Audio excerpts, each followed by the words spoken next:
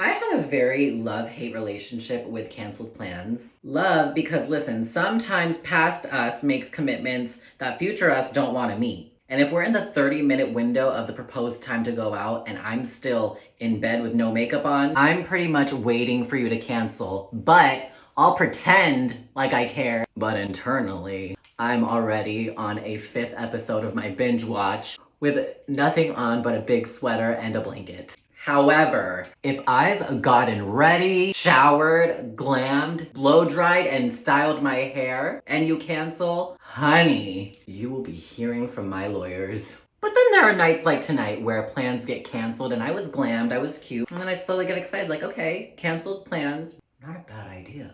Anyways, this is me getting unready from some canceled plans and thought I'd just hop on and say hi. That being said, happy Friday, be safe, whatever you do.